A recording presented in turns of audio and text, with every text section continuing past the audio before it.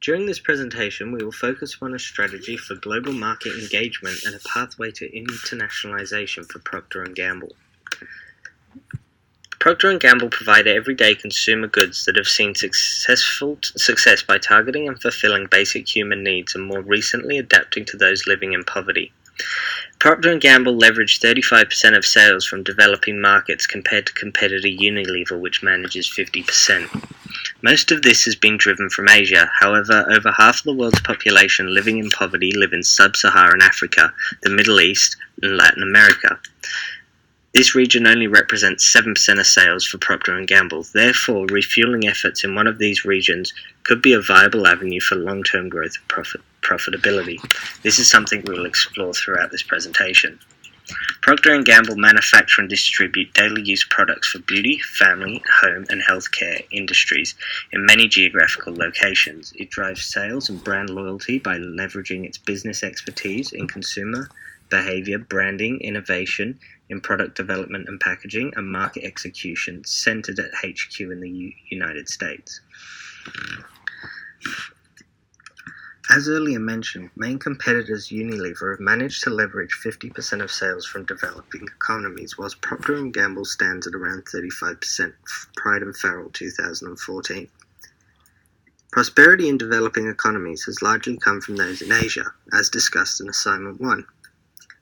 Challenged by slow growth, Procter & Gamble must look for additional ways to supplement productivity.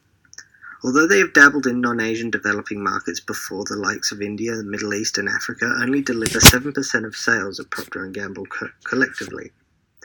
Africa alone is home to over half of those living in poverty and has not seen reduction rates like those of Asia, World Bank 2016.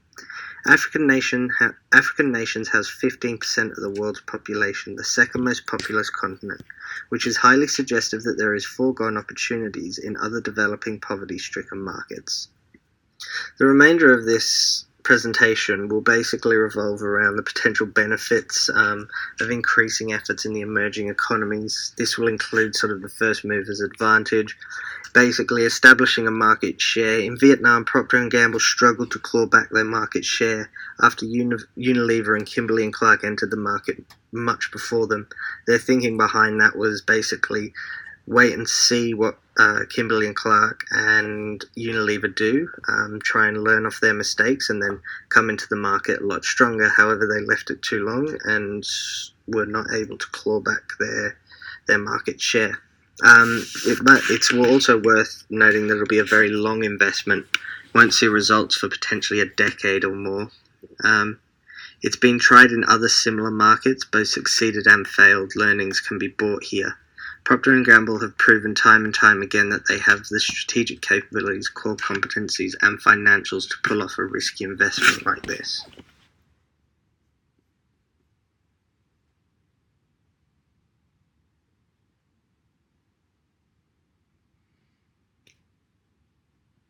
Before continuing with the internationalization plan, it's first imperative to touch upon Procter & Gamble's sort of vision and mission. It's called more along the lines of the purpose, values, and principles that Procter & Gamble run their business by. Firstly, taking a look at the purpose, will provide branded products and services of superior quality and value that improve the lives of the world consumers.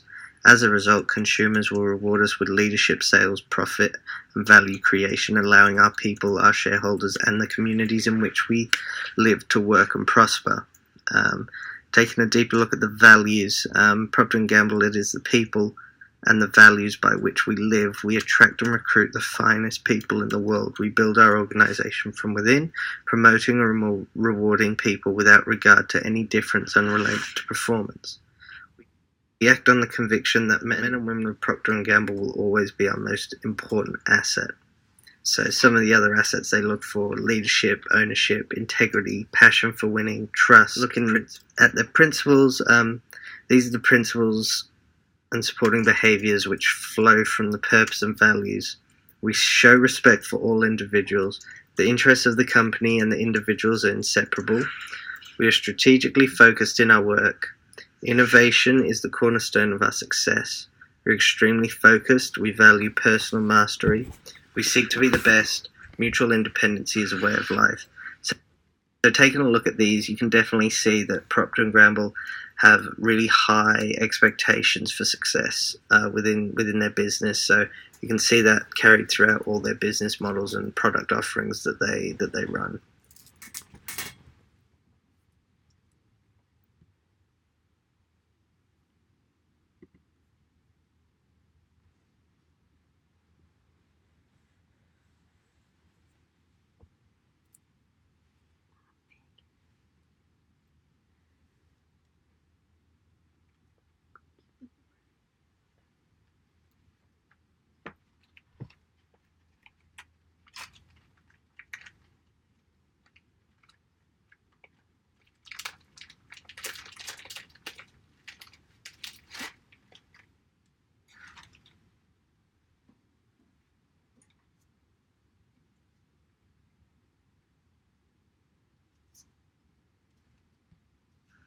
Okay, so moving on, we're going to have a look at the internal and external environmental analysis for Procter & Gamble.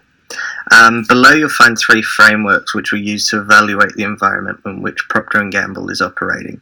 From these frameworks, the opportunities held in emerging markets is one that deserves due attention, considering the core capabilities and capital backing behind Procter & Gamble.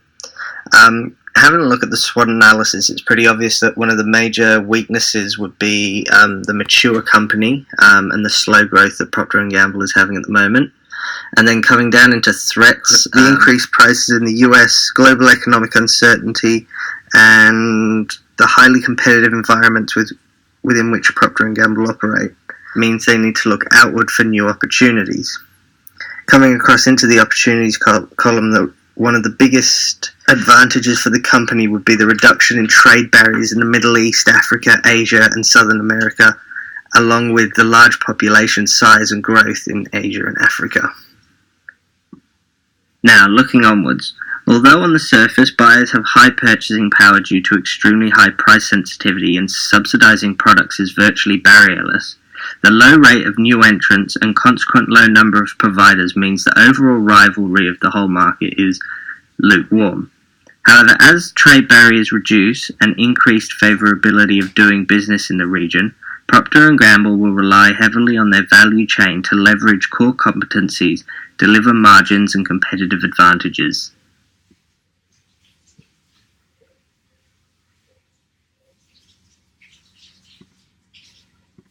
After undertaking significant market research during market screening, a conclusion was arrived at that the country for expansion would be Kenya.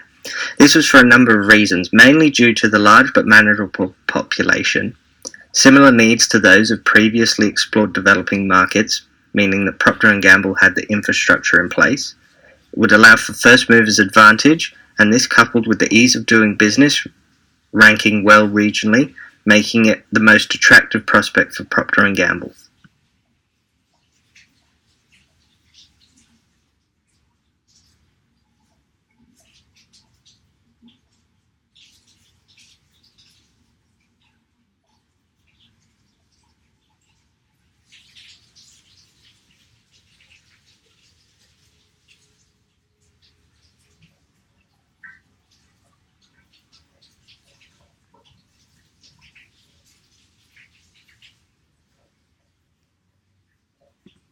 This leads us into market entry options that would align with the above competitive strategy.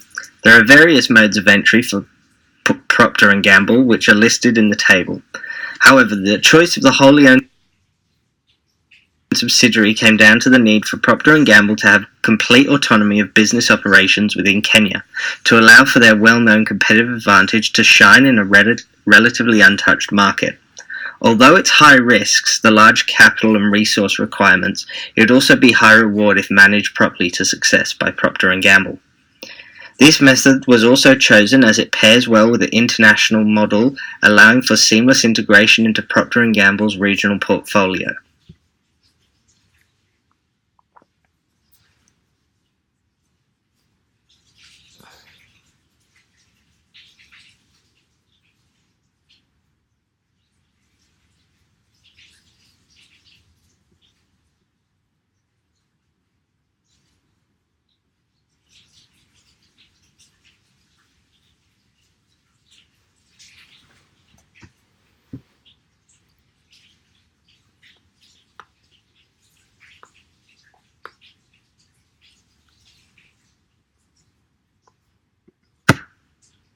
The above diagram depicts the cornerstones of business that Procter & Gamble will have to undertake to successfully implement the strategy within Kenya after undertaking significant market research.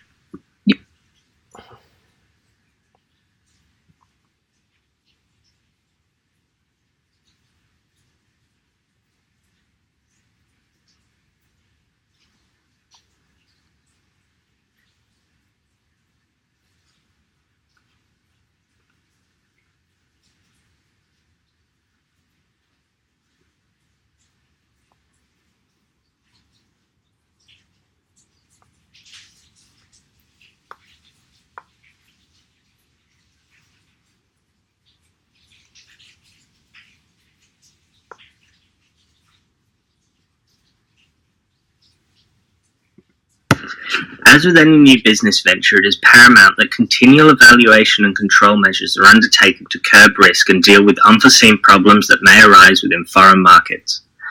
There are three major cornerstones Procter & Gamble must undertake if they wish to be successful in their endeavour. Due to the political and economic volatility, constant attention will be needed to navigate this diverse landscape. Reduction in operating influences will reap rewards for Procter & Gamble, and thus they must keep a close eye on supply chain and production practices. And lastly, large cost of entry means that they must monitor competitors' actions and stay at the forefront of the market if they wish to succeed.